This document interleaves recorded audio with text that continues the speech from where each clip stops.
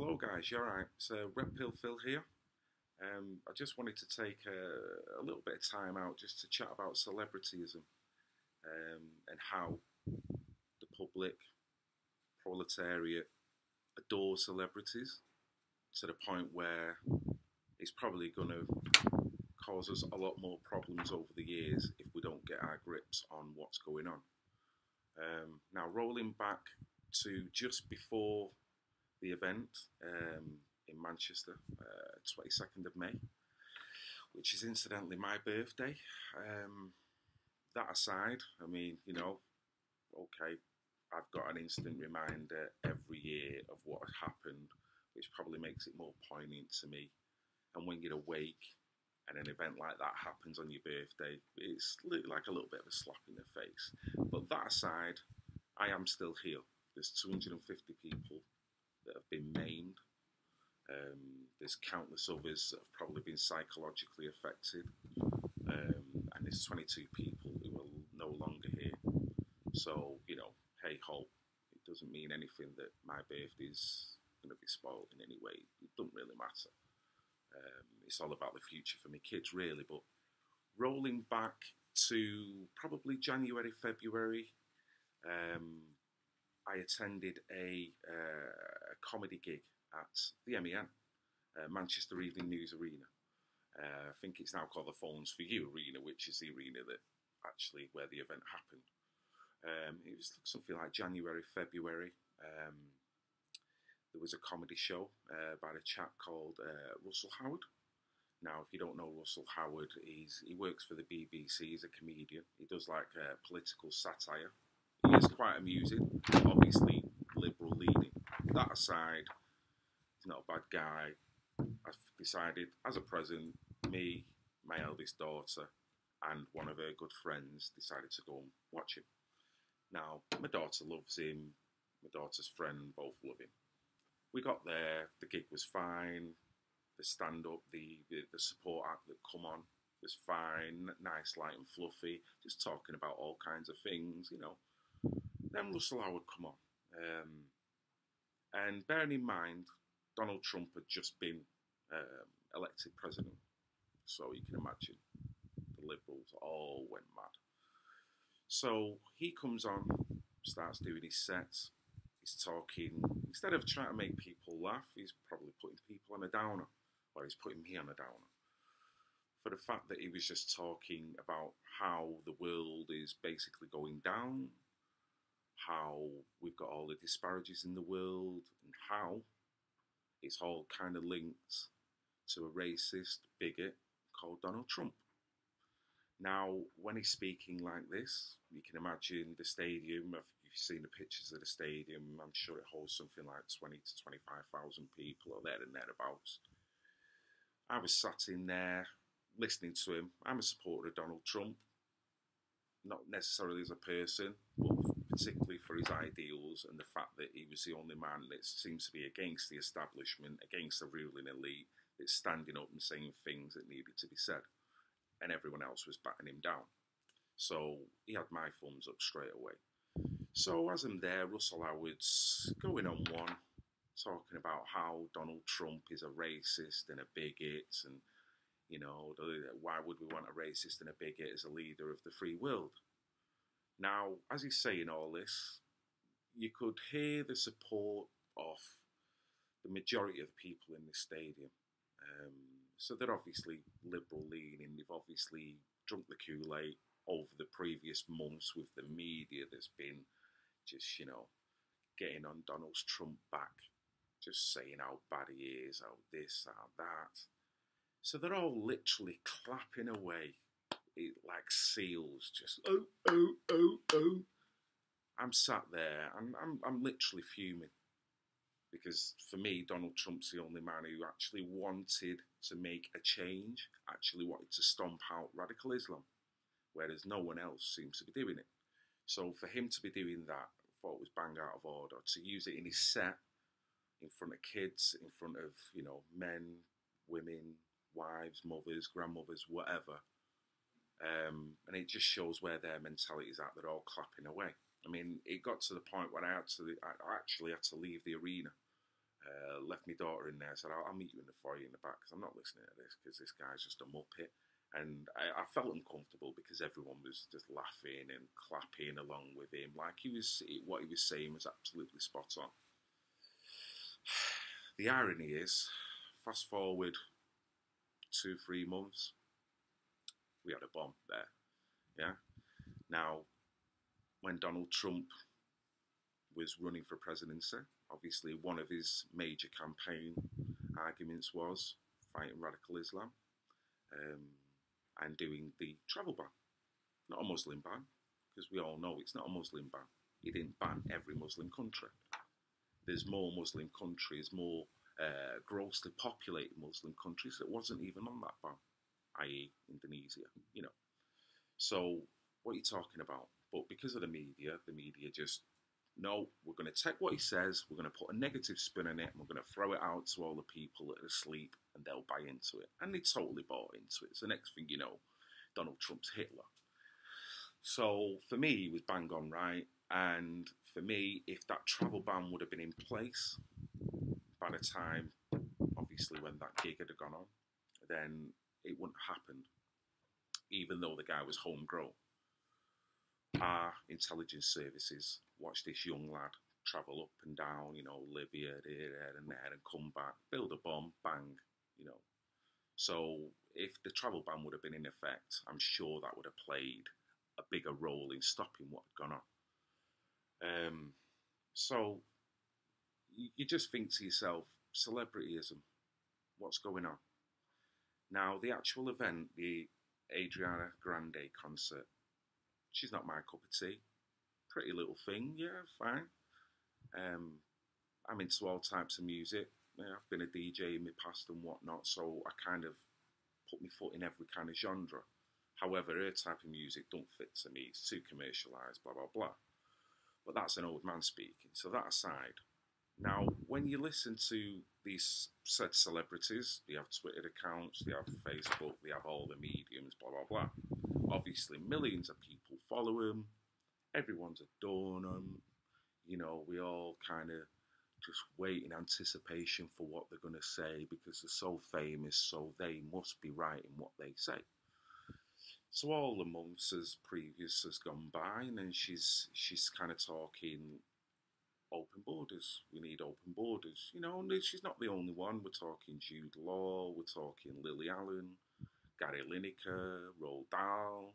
They're the British ones that really come to mind. But I'm sure there's a lot more. I'm not, as people know me now, I'm not really a social media type of guy. So I'm sure, as I've mentioned those names there, there's probably a hell of a lot more names that you guys could use to fill in them gaps as well. I mean, over in America, you got Susan Griffiths, Rosie O'Donnell, Katy Perry. They're all saying the same thing. You know, I'm a star. Because I'm a star, I'm going to have a Twitter account. Next thing you know, I've got millions of followers. So whatever I say is the word. So because of people who basically asleep, not paying attention, not using common sense, they just automatically drink the Kool-Aid of these people. Now, we can't forget, these people are multimillionaires. They have a nice lifestyle. They've got mansions everywhere, you know, they've got assistants that do everything for them, yes men, you know, all. So I can understand from their point of view how how their ego will expand over the years. Because we all adore them, don't we? Yeah? So the bombing happens. Then what happens? Adriana Grande, what's her first tweet? I have no words. Well, it's funny because months previous, you had plenty of words. You know? So, what's the problem there? Why all of a sudden did you have nothing to say? I can understand why you must be shocked. If I'm playing a gig and, you know, something of that extent happens, I'm going to be totally shocked and devastated. But I'm expected to say something that's going to be on the right side, not say nothing, leg it back to America. Now, it's so ironic that Mr. Burnham, next thing you know, he's making her an honorary citizen of Manchester. Why? Why? She's a celebrity. She's got no interest in what's gone on in Manchester. Her first impressions shown that she had no interest. It's shown her for what she is, a little girl that got way too deep, started doing that. When it come back, she realised she couldn't do that anymore because it was all too much for her. So she legged it back to a gated community. Now, people might say, oh, well, she come back over and she paid for funerals and she went to visit. Yeah, great. But do you really think she done that on her own back? Or do you think she ran back home, cried into a pillow for a few days, an assistant, a PR or whatever, has come up and said, Adriana, listen, you can't do that. People are asking for you there. Listen, not only that, but if you go back, you show a bit of willing now, this will make you more money, you'll be a bigger star, and people will love you even more for it. I would have had much more respect for her if she'd have stood up like a lady. If you're going to say them words about open borders and want everyone in, fine, you want everyone in. But then you've got to carry, what comes with it. So I just don't get the fact that we're now making her an honorary citizen when she doesn't deserve it. We've got all these kind of celebrities that we all adore that are multimillionaires that have got no kind of relevance to my life or most of your guys' life. We've got to live with the consequences of what they're saying. It's all right for them to tweet out, don't be racist, calling Tommy Robinson a racist idiot and all this kind of stuff.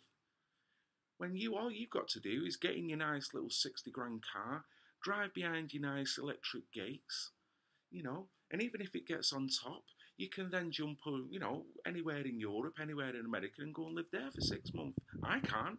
I'm stuck in the same house. I've got to live with the policies that you're backing. And I've probably got to live 3 doors down from the people that you say that I should really accommodate. So what is going on? What is going on? Why are we adoring celebrities when they're not the common man? They don't live like us. They don't have to deal with the policies. So what are they talking about?